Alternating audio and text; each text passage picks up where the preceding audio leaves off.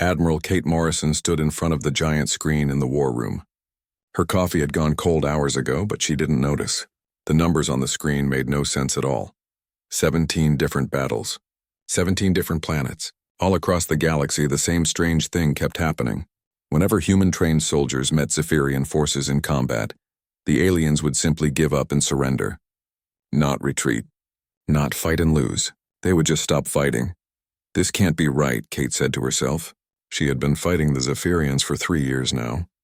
They were tough fighters. They looked like giant cats that walked on 2 legs with sharp claws and teeth that could bite through metal. They never gave up. Ever. The door to the war room opened. Dr. Alex Carter walked in, carrying a thick stack of papers. Alex was a xenopsychologist, which meant he studied how alien minds worked. Kate had called him in because nothing else made sense anymore. "Admiral Morrison," Alex said, setting his papers on the table. "I've been looking at these reports all week. What we're seeing is impossible." "Tell me something I don't know," Kate replied. "The Zephyrians have been fighting wars for over 1,000 years. They're proud warriors. They don't surrender to anyone." Alex pulled out a datapad and showed Kate some videos. "Look at this footage from the battle on Kepler 186F last month." Kate watched the screen. She saw human soldiers moving forward toward a Zephyrian position. The alien soldiers were young ones, cubs as their species called them. These cubs were crouched behind rocks, weapons ready. But as the humans got closer, something strange happened. One by one, the cubs started to lower their weapons. They began making soft whimpering sounds. By the time the human soldiers reached them, all the cubs had dropped their guns and were lying flat on the ground. "What the hell?" Kate muttered. "It gets stranger," Alex said. He showed her another video. This is from the same day, but a different part of the battlefield. Pure alien forces, no humans involved. Kate watched as the same group of Zephyrian cubs fought like demons against a squad of Rigelian shock troops. They showed no fear, no hesitation. They fought until the very end. "So they're not cowards," Kate said slowly. "They only act like this around humans. Not just any humans," Alex corrected. "Only humans who have been training mixed species units. Regular human soldiers don't cause this reaction." The door opened again. Captain Lisa Beck walked in. She had just returned from the Outer Rim, where the fighting had been heaviest. Her uniform was still dusty from the transport ship. "Admiral, you wanted to see me?" Lisa said. "Tell Dr. Carter what you told me yesterday," Kate replied, "about that incident on Tau Ceti." Lisa nodded and sat down. "We were clearing out a Zephyrian outpost. My squad has been working with Andromedan fighters for 6 months now. Great soldiers once you teach them to work as a team." She paused and rubbed her forehead. "Anyway, we breached the main building. There was this young Zephyrian cub inside. Couldn't have been more than 20 years old in their counting. He had a plasma rifle pointed right at us. Did he fire?" Alex asked. "That's the weird part," Lisa said. "The moment he saw us, his whole body language changed. His ears went flat against his head. He started making these little clicking sounds. Then he just dropped his weapon and got down on all fours." Alex leaned forward. "What happened next?" "He crawled over to me," Lisa continued. "Actually crawled like he was approaching a pack leader or something. Then he rolled over and showed his belly. Classic submission behavior. My Andromedan teammates were as confused as I was." Kate frowned. "Did you take him prisoner?" "We tried to, but he wouldn't leave my side. He kept following me around like a lost puppy. Even when we called in the transport, he only got on board after I did." Alex was scribbling notes frantically. "Captain Beck, how many species have you trained with?" 4 different ones over the past 2 years. Andromedans, Centaurians, vegan lizard folk, and some Rigelian volunteers. "And how do they respond to your training methods?" Lisa shrugged. "Pretty well, I guess. We focus a lot on unit cohesion, trust exercises, that sort of thing. By the end of training, they work together like they've known each other their whole lives." Kate looked at the reports again. "Alex, what's your theory?" "I think something about human training methods is affecting these cubs on a psychological level," Alex said. "But I need more data. I need to interview some of the surrendered prisoners." "That can be arranged," Kate said. "But I want to know why this is happening. If word gets out that Zephyrian cubs won't fight human-trained forces, it could change the entire balance of power in this sector." Alex nodded. "There's something else, Admiral. I've been looking at other reports from across the galaxy. This isn't just happening with Zephyrians." He pulled out another datapad. 3 other species have shown similar behavior when facing human-trained units. The pattern is always the same: young soldiers who refuse to fight even when ordered by their own commanders. Kate felt a chill run down her spine. How many species are we talking about? So far, 7 different alien races have reported similar incidents, and in every case it's only the younger generation that's affected. Captain Beck leaned back in her chair. You think humans are doing something to their minds? Not intentionally, Alex said quickly. But there might be something about human behavior, human leadership styles that triggers responses in certain alien psychology types. Kate walked over to the window and looked out at the space dock. She could see mixed crews working together on the ships below, humans and aliens side by side working as teams. How long before the Zephyrian command figures out what's happening? She asked. They probably already know, Alex replied. The question is what they'll do about it. Kate turned back to face them. Alex, I'm giving you full resources to investigate this. Whatever is causing this effect, we need to understand it. Lisa, I want you to work with him. Help him understand the training process. Yes, ma'am, they both replied. As they prepared to leave, Kate looked at the screen one more time. 17 battles, 17 victories that shouldn't have happened. Whatever was going on, it was bigger than just military tactics. It might change everything. Colonel Ryan Hayes stepped off the transport ship onto the surface of Kepler 442b. The planet was mostly desert, with red rocks stretching as far as he could see. 3 days ago, this had been a Zephyrian stronghold. Now it was a human base, captured without a single shot being fired. Dr. Alex Carter and Sergeant Maria Santos followed him down the ramp. Maria had been training mixed species units for 5 years. She was one of the best at getting different alien races to work together as teams. The prisoners are being held in the main building, Ryan said, pointing to a large structure made of the same red stone as the landscape. Intel says we captured over 200 cubs. Not one of them put up a fight. They walked across the compound. Human soldiers were everywhere, setting up equipment and securing the area. But what caught Alex's attention were the Zephyrian cubs. They weren't locked up in cells. They were just sitting in groups in the shade, calm and quiet. Why aren't they trying to escape? Alex asked. That's what we want to find out, Ryan replied. Inside the building, they met Lieutenant Tom Bradley, who had been in charge of processing the prisoners. Tom looked tired and confused. Colonel Hayes, sir, Tom said, saluting. I have to tell you, this is the strangest situation I've ever seen. Explain, Ryan said. Tom gestured toward a group of young Zephyrians sitting nearby. These cubs aren't acting like prisoners at all. They're cooperative, almost eager to help. Some of them have been asking when they can meet the human trainers. Alex pulled out his datapad and recording equipment. Can we interview some of them? Already set up, Tom replied. We have translators ready. They walked into a smaller room where a single Zephyrian cub was waiting. The alien was young, maybe equivalent to a human teenager. His cat-like ears were relaxed and his tail was wrapped around his legs. He looked nervous but not afraid. The translator, a human woman named Jenny Walsh, sat between them. She had cybernetic implants that allowed her to communicate with most alien species. Ask him about the battle 3 days ago, Alex said. Jenny spoke to the cub in a series of clicks and growls. The cub responded immediately, his voice soft and respectful. He says he was terrified when he first saw your soldiers approaching, Jenny translated. But then something changed. He could smell something in the air that made him feel safe.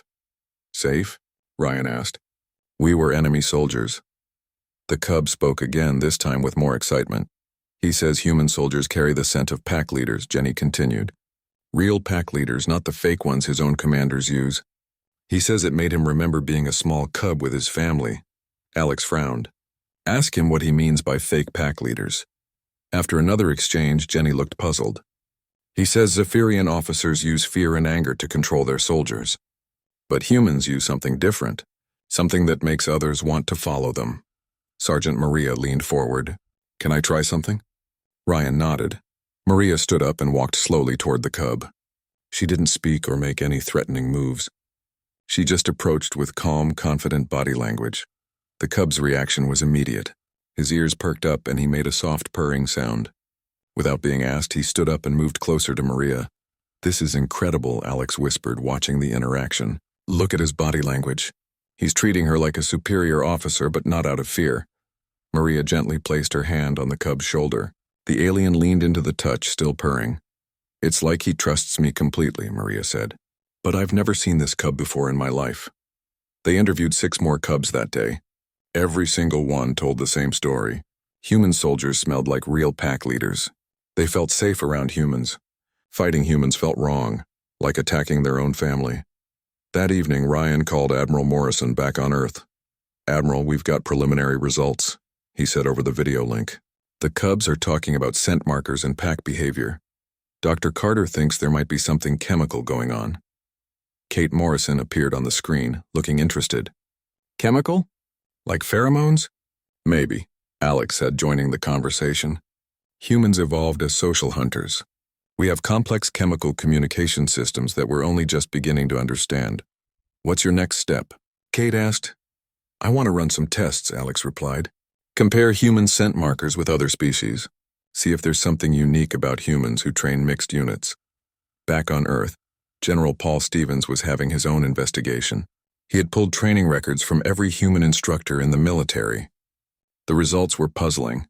Every human who worked with alien troops showed the same pattern. The alien soldiers under their command performed better than expected. They worked together as tight units. They followed orders without question, but not out of fear. Out of something that looked more like loyalty. Paul brought up security footage from Training Base Alpha. He watched Sergeant Dan Murphy working with a group of Rigelian rookies. Dan was teaching them basic combat formations, but he was doing it in an unusual way. Instead of barking orders, Dan moved through the formations himself. He showed the aliens what to do by example. When one of them made a mistake, Dan would gently correct them, often with a hand on the shoulder or an encouraging nod. The Rigelians responded to this treatment like they had never responded to their own officers. They started moving as a unit, anticipating each other's actions, working together in ways that should have taken months to develop. Paul pulled up more footage. Corporal Amy Fisher training Centaurian pilots, Lieutenant Ben Clark working with vegan engineers. The pattern was always the same. Human instructors didn't just teach skills. They somehow created bonds between soldiers that went beyond normal military discipline. Meanwhile, Alex was setting up his laboratory on Kepler 442b.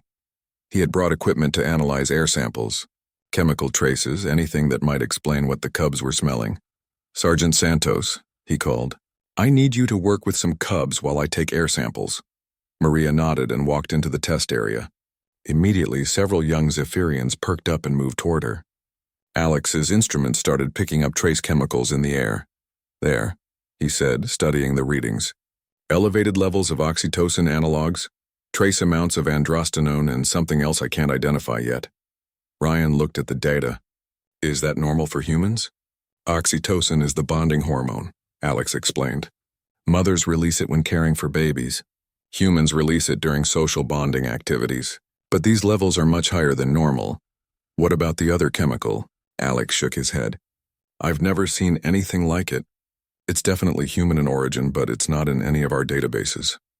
That night, as the team reviewed their findings, Alex came to a startling conclusion. I think humans are unconsciously releasing chemicals that trigger parental and pack bonding responses in mammalian species, he said. When we train alien soldiers, we're not just teaching them tactics. We're making them think of us as family. Ryan sat back in his chair. That's why the cubs won't fight human-trained soldiers. Exactly, Alex said. To them, attacking a human-trained unit would be like attacking their own brothers and sisters. The implications were staggering. If Alex was right, humans had been unknowingly building interspecies families every time they worked as military trainers. And now the secret was out. Dr. Alex Carter stared at the test results on his screen. After 2 weeks of intensive research on Kepler 442b, his team had made a discovery that would change everything. The chemical analysis was complete, and the results were beyond anything he had imagined. Colonel Hayes, Alex called across the temporary laboratory. You need to see this. Ryan walked over to the computer station where Alex had been working around the clock. Charts and graphs filled multiple screens, showing chemical breakdowns and neural scan results. We found it, Alex said, his voice filled with excitement and disbelief. The mystery chemical. It's not just one compound, it's a whole cocktail of them. Explain it in simple terms, Ryan said. Alex pulled up a 3D model on the screen. Humans produce a unique combination of pheromones that evolved during our time as persistence hunters. We were pack animals who had to coordinate hunts that lasted for days. These chemicals helped us bond with our hunting partners and establish leadership hierarchies. But we're not the only pack hunters in the galaxy, Ryan pointed out. True, but we're the only species that developed this specific chemical signature, Alex replied. And here's the important part. It doesn't just work on humans. It triggers bonding responses in most mammalian-descended species. Sergeant Maria Santos joined them at the computer. She had been working with the Zephyrian cubs all morning, and several of them had been following her around the base like loyal pets. What kind of bonding responses? She asked. Alex switched to a new screen showing brain scans. When Zephyrian cubs are exposed to human trainer pheromones, their brains light up in the areas associated with family recognition and pack hierarchy. To them, we don't smell like strangers or enemies. We smell like family. Lieutenant Commander Jake Miller, who had volunteered for the controlled experiments, walked into the lab. He had spent the last 3 days working with captured cubs in a neutral environment. The results had been remarkable. The cubs are asking if they can stay, Jake said. They don't want to go back to their own forces, Ryan frowned. That could be a problem. It gets more complicated, Alex said. I've been in contact with research teams across the galaxy. This effect isn't limited to Zephyrians. We're seeing similar responses in 12 other species. He pulled up a galaxy-wide map with colored dots marking different incidents. Andromedan soldiers trained by humans show increased unit cohesion. Rigelian pilots perform better when working under human flight leaders. Even the usually independent Vegan engineers start working as teams after human training. How is this possible? Maria asked. Evolution, Alex explained. Humans spent millions of years perfecting the art of building cooperative groups. We had to, or we would have gone extinct. These pheromones are the chemical foundation of human social behavior. Jake sat down heavily in a chair. So every time we train alien soldiers, we're accidentally adopting them into our pack? Essentially, yes, Alex nodded. And once that bond is formed, it's incredibly strong. The cubs would rather die than fight against their human pack leaders or their pack siblings. Ryan's communicator beeped. It was Admiral Morrison calling from Earth. Colonel Hayes, what's your status? Kate's voice came through clearly. Admiral, we've had a breakthrough, Ryan replied. Dr. Carter has identified the cause of the surrender behavior. I'm listening.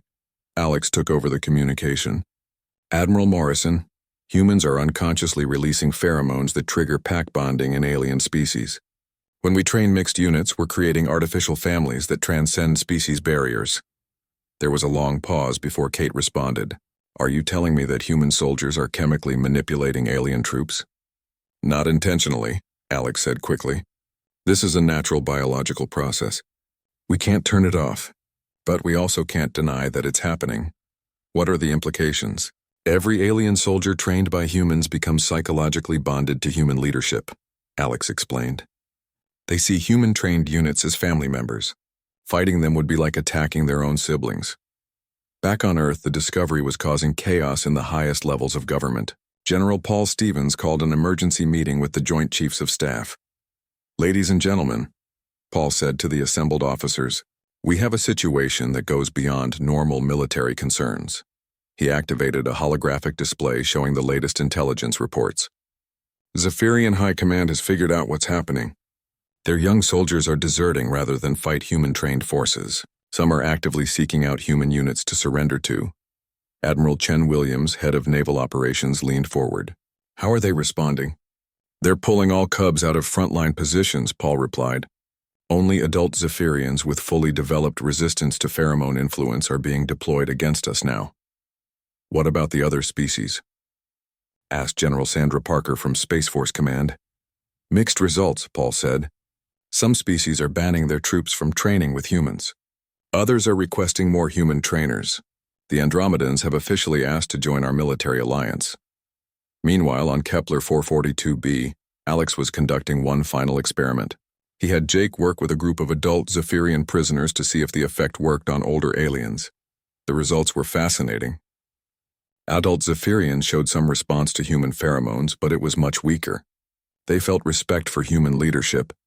but not the overwhelming family bond that cubs experienced.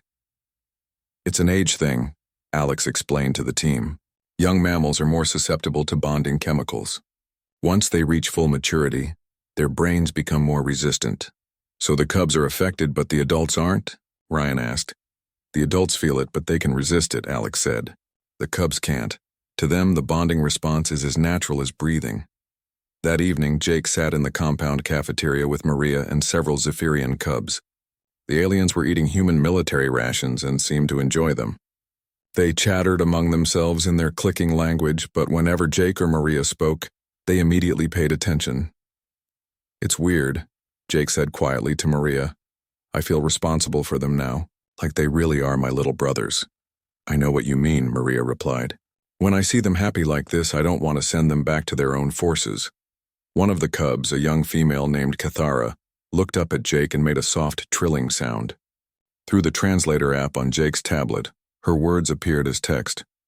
Pack Leader Jake, will you teach us more about human fighting ways tomorrow? Jake smiled and nodded. Of course, little sister. The words came out naturally, even though he had never called an alien little sister before. But somehow it felt right. Alex watched this interaction from across the room and made notes in his research journal. The bonding was definitely mutual. Humans who worked closely with bonded aliens began to feel protective toward them, like older siblings or parents. He had discovered something that could reshape galactic politics forever. Humans weren't just good at training soldiers, they were accidentally creating interspecies families everywhere they went.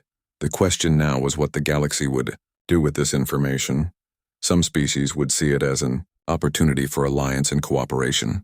Others would see it as a threat to their independence. But one thing was certain.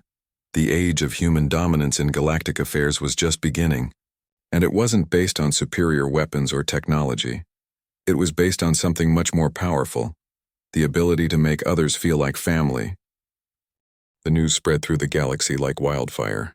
Within 2 weeks of Dr. Alex Carter's discovery, every major species had heard about the human pack leader effect. The reactions were as varied as the species themselves. Admiral Kate Morrison found herself in the middle of the biggest diplomatic crisis in galactic history. Her office on Earth Station had become a meeting point for ambassadors, military leaders, and scientists from dozens of worlds. Admiral Morrison announced her aide, Lieutenant Steve Rogers. The Zephyrian Elder Council has requested an emergency meeting. Kate looked up from the intelligence reports covering her desk. When? They're already here. Elder Kethvar arrived an hour ago with a full diplomatic party. Kate straightened her uniform and walked to the main conference room. Waiting for her was a group of adult Zephyrians, their fur showing the gray patterns of age and wisdom. Elder Kethvar was the largest of them, with scars from countless battles marking his arms and face. Captain Lisa Beck was already in the room, serving as military liaison. She had been promoted after her success in the field campaigns. Elder Kethvar, Kate said with a respectful bow, thank you for coming. The old Zephyrian's voice was deep and gravelly. Through the translator, his words carried weight and authority. Admiral Morrison, we must speak of the cubs. I understand your concerns, Kate began, but Kethvar raised a massive hand to stop her. You misunderstand, he said. We are not here to protest. We are here to ask for your help. Kate exchanged glances with Lisa. This was not what they had expected. Kethvar continued, for generations our young warriors have struggled with discipline and unit cohesion. They fight as individuals, not as teams. But those who have been trained by humans, they fight like true pack warriors. You want us to train more of your cubs? Kate asked carefully. We want to understand how you do it, Kethvar replied. Our legends speak of the great pack leaders who would unite the scattered children of different worlds. Perhaps humans are the fulfillment of this prophecy. Meanwhile, on Kepler 442b, Colonel Ryan Hayes was dealing with a different problem. Word of the human discovery had reached the Zephyrian cubs being held at the base. Instead of wanting to return to their own forces, they were requesting to join the human military. Sir, Sergeant Maria Santos reported, we have over 300 cubs asking for asylum. They don't want to go back to the Zephyrian military. Ryan rubbed his temples. What did the cubs tell you? They say their own officers treat them like disposable soldiers, Maria explained. But human trainers treat them like family members. They want to stay with their new pack. Dr. Alex Carter had been monitoring the cubs' psychological states. His findings were troubling and remarkable at the same time. The bonding is deeper than we thought, Alex told Ryan. These cubs aren't just following human leadership out of instinct. They've formed genuine emotional attachments. Separating them from their human trainers now would cause serious psychological trauma. Lieutenant Commander Jake Miller joined the conversation. He had been working with the cubs daily, and many of them had started calling him Packfather Jake. What if we don't separate them? Jake suggested. What if we let them choose? That could start a war, Ryan pointed out. Or prevent one, Alex said thoughtfully. If Zephyrian cubs are voluntarily joining human units, it sends a message to the galaxy about the nature of human leadership. Back on Earth, General Paul Stevens was coordinating responses from across human space. The reports coming in were staggering. Admiral Morrison, Paul said during their daily briefing, we're seeing the effect accelerate. 12 more species have reported cubs seeking out human trainers. The Andromedans have officially requested a full military alliance. Even some Rigelian factions are asking for joint training programs. Kate studied the galactic map on her screen. Green dots marked species requesting human training. Red dots showed species that had banned human contact with their young. Yellow dots indicated neutral or undecided governments. What about the opposition? Kate asked. The Draconian Empire and the Silicon Confederacy are leading a coalition of species that see human influence as a threat, Paul reported. They're calling it mental colonization and demanding that humans be banned from training non-human forces. Any military threats? Not yet, but our intelligence suggests they're planning something. Species that aren't affected by human pheromones are starting to form their own alliance. Captain Lisa Beck had been conducting her own investigation into the extent of the human effect. She visited Training Base Omega, where Sergeant Dan Murphy was working with a mixed unit of 6 different species. How long have they been training together? Lisa asked Dan as they watched the aliens working in perfect coordination. 3 months, Dan replied. When they first arrived, they couldn't even be in the same room together. Andromedans and Centaurians have been enemies for centuries. But now look at them. Lisa watched as an Andromedan soldier helped a wounded Centaurian during a training exercise. The natural hostility between their species had been completely overcome by their shared bond to their human trainers. It's not just about military efficiency, Dan continued. These soldiers genuinely care about each other now. They've become a real family.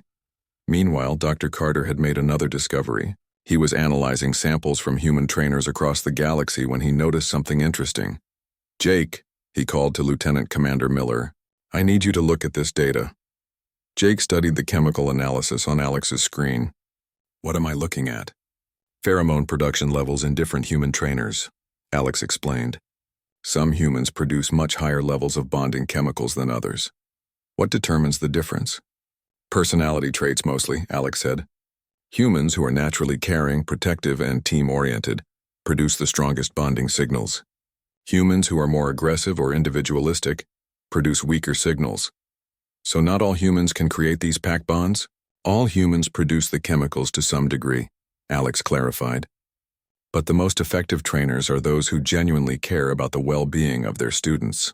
This discovery had immediate implications. The human military began testing all trainers for pheromone production levels.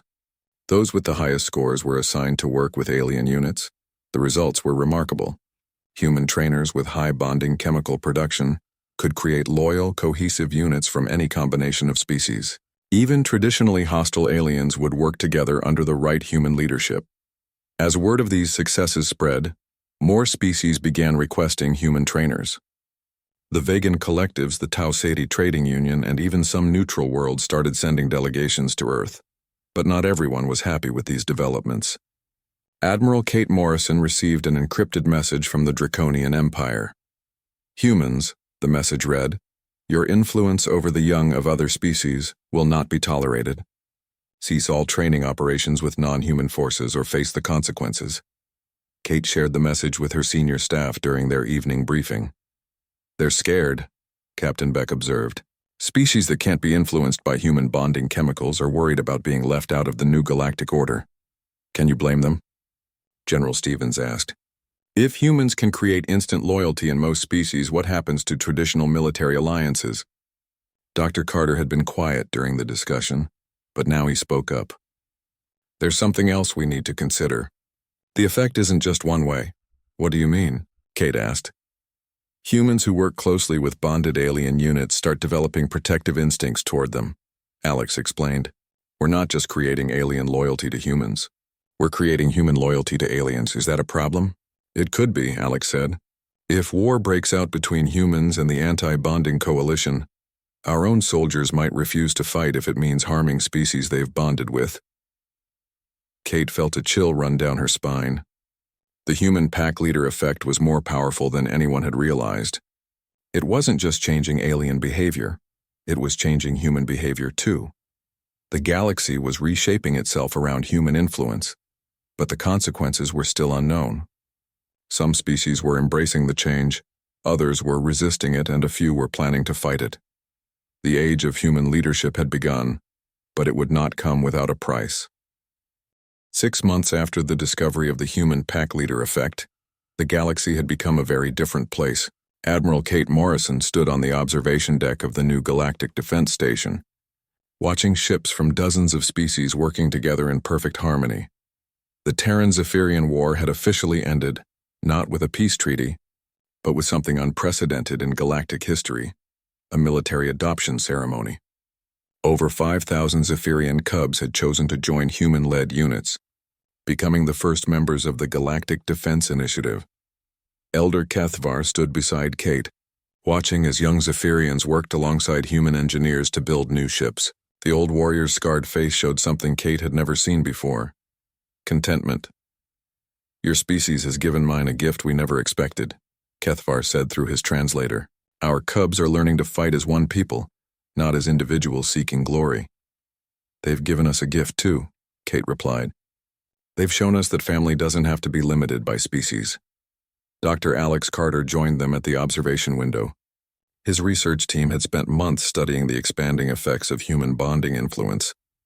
The results were reshaping scientific understanding of interspecies relationships. Admiral, Alex said, I wanted to give you the final report on the Galactic Defense Initiative. Kate took the data pad and scanned the statistics. The numbers were remarkable. Mixed species units trained by humans showed combat effectiveness ratings 30% higher than any pure species forces.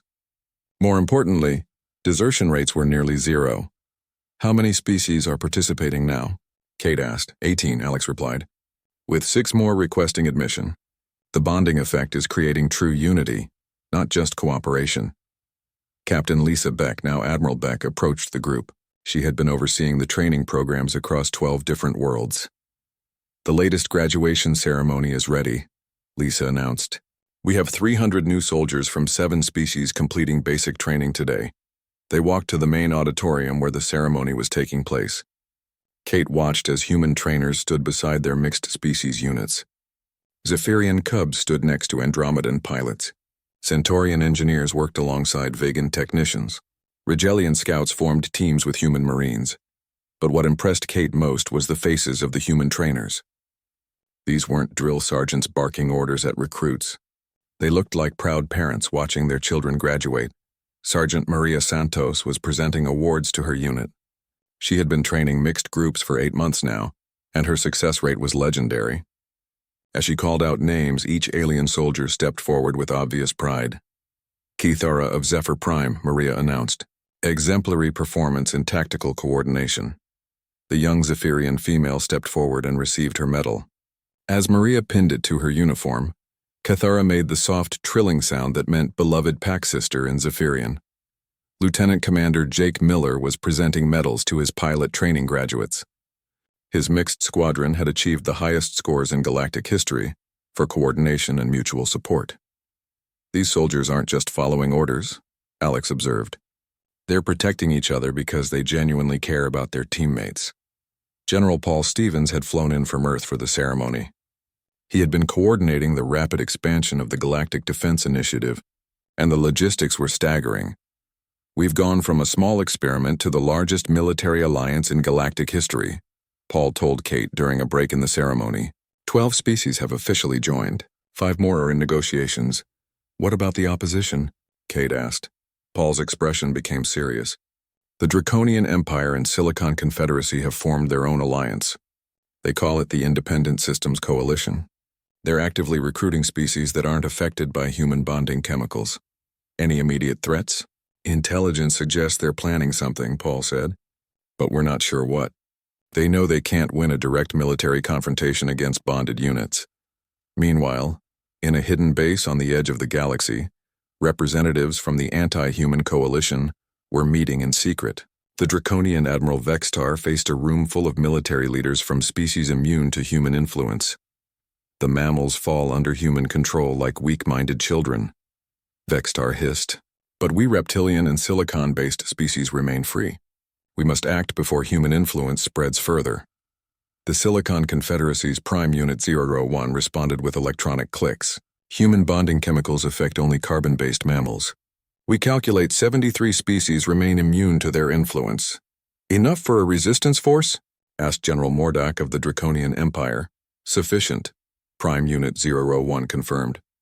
But direct confrontation inadvisable. Bonded units fight with unprecedented coordination. Alternative strategy required. Back at the Galactic Defense Station, Kate was meeting with representatives from newly interested species. The Tau Ceti Trading Union had sent a delegation to observe human training methods. Ambassador Veltar, a tall insectoid being, watched training exercises with obvious interest. Our young workers show improved efficiency after brief exposure to human supervisors, Veltar explained. We wish to understand this phenomenon. Dr. Carter had been studying the expanding effects beyond military applications. It's not just military training, he told Kate privately. Any human in a leadership position seems to trigger bonding responses in young mammals. We're seeing it in schools, workplaces, even scientific research teams. Are we accidentally taking over the galaxy? Kate asked with concern. Not taking over, Alex corrected. We're being invited to lead. There's a big difference. The graduation ceremony concluded with an unprecedented display. 300 soldiers from 8 different species stood together and recited the Galactic Defense Initiative oath. But they didn't just recite it in standard galactic. Each species said it in their own language, creating a harmony of sounds that represented true unity. Lieutenant Steve Rogers, who had been Kate's aide throughout the crisis, approached with a message. Admiral, we're receiving communication requests from 15 more species, Steve reported. They all want to discuss joining the initiative. Kate looked out at the ceremony again. Human trainers were embracing their graduating students, and the aliens were responding with their own species' expressions of affection. Zephyrian purring mixed with Andromedan harmonics and Centaurian clicking. Elder Kethavar joined Kate one more time before departing for his home world. Admiral Morrison, the old warrior said, my people have a saying, the strongest pack is not the one with the biggest teeth, but the one with the most united hearts. What are you telling me, Elder? Humans do not conquer through fear or dominate through strength, Kethavar explained. You lead by making others want to follow. You create bonds that make surrender unnecessary because resistance becomes unthinkable. As the celebration continued, Dr. Carter made one final entry in his research journal. The human pack leader effect has fundamentally changed galactic civilization. We discovered that our species' greatest strength isn't our technology or our military tactics. It's our ability to make other species feel like family. Admiral Kate Morrison stood watching as human trainers worked with alien soldiers from across the galaxy. Young mammals of dozens of species followed human instructions not because they were forced to, but because they trusted their human pack leaders completely. The Independent Systems Coalition might plot their resistance, but Kate realized they were fighting against something more powerful than any weapon or strategy. They were fighting against the fundamental desire of most species to belong to something larger than themselves. Humans had accidentally discovered that they could offer that sense of belonging to anyone, regardless of species. In a galaxy that had known only conflict and competition for millennia, humanity offered something revolutionary, unconditional acceptance and family bonds that transcended all barriers. The age of human leadership had indeed begun, but not through conquest or domination. It had begun through love, trust, and the simple human ability to make others feel like they belonged. As the last ships departed the station that evening, Kate smiled at the realization that humanity had found its true purpose among the stars. They weren't just explorers or warriors or traders. They were the galaxy's family builders, and that would change everything.